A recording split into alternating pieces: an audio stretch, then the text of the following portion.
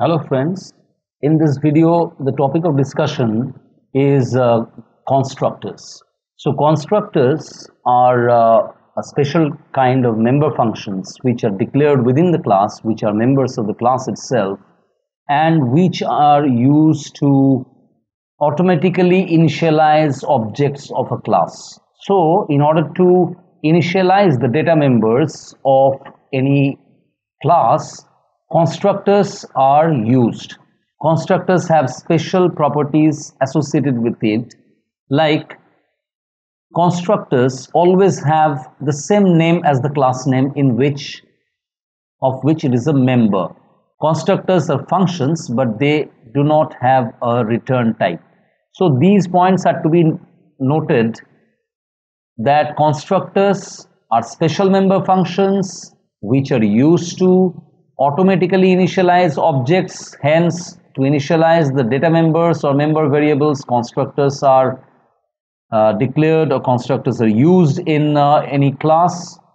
Constructors are special member functions of the class itself. Constructors do not have a return type, and constructors always have the same name as the class name. So you cannot give any other name of your choice, like you can do in case of user-defined functions, to attribute some names of your choice to different user-defined functions. But constructor can be defined by a programmer, but the name of the constructor should have a constraint associated with it, and that the name of the constructor will always be same as the class name. So the basic concept of constructor will be shown by a simple C++ program, which I will show you on the code blocks, and which will make you understand the basic role of constructors. So in the discourse of constructors, we will go further into the discourse of the constructor later on in other videos, but in this video I am going to describe the overview of the constructor, and I will show you the basic implementation of a constructor. There are so many features of constructor associated with it, so many categories of constructors, which constructors can be of many types. So implementation of different types of constructors will be dealt with in later videos. See, in code blocks there is a program which I have written in order to show you the implementation of a constructor. This is a file inclusion directive using namespace std. After that, I define a class A, out of which, inside which I have defined one private data member int a. Under the public section, I have written two member functions. As you can see, one member function carries the same name as the class name a, and another member function having a name of show. So you can easily understand that the member function having the same name as the class name and having no return type. See this, it has a return type in void, but it has no return type. So as constructors do not have a return type, and as constructors do not have a return type and has the same name as the class name, so you can easily understand that this is the member function, which is the special member function and is the constructor. So I've written two lines of code inside the constructor block, a opening and closing parenthesis, and inside the block I have written a is equal to 5.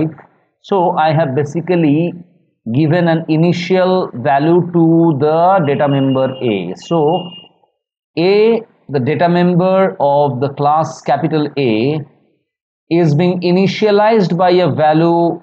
Maybe it can be 0, it can be 1, it can be any other value other than 5. I have given a value of 5, and any other value, you can use any other value instead of 5. So in this example, I have used the value of 5 to initialize the data member A, and after that I have given an output. Here is the constructor. So why this is given?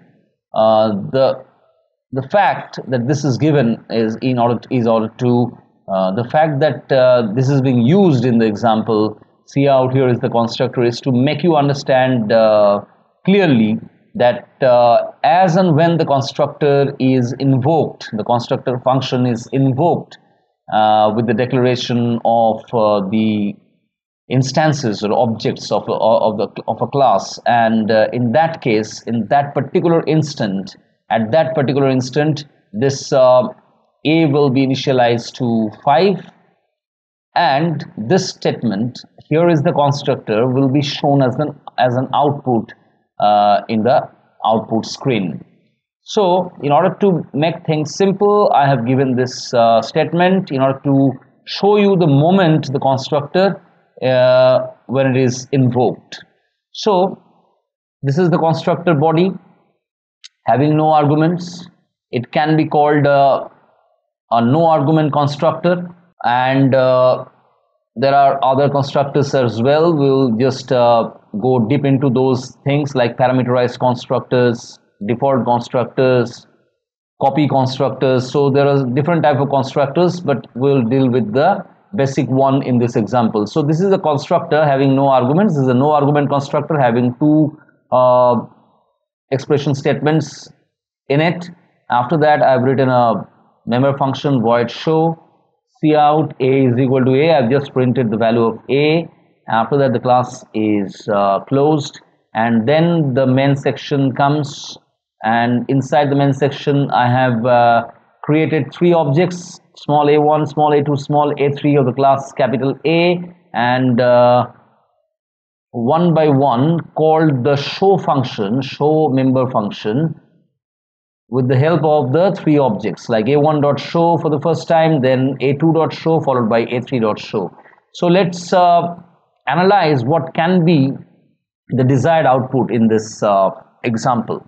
Suppose the execution of the program starts from this main block, and this as soon as this a1, a2 and a3 objects, as soon as this a1, a2 and a3 objects are created, the constructor is automatically called or for the initialization of these 3 objects, inside which there is a member variable a, which will be initialized to 5 for all the 3 objects, that is a1, a2 and a3.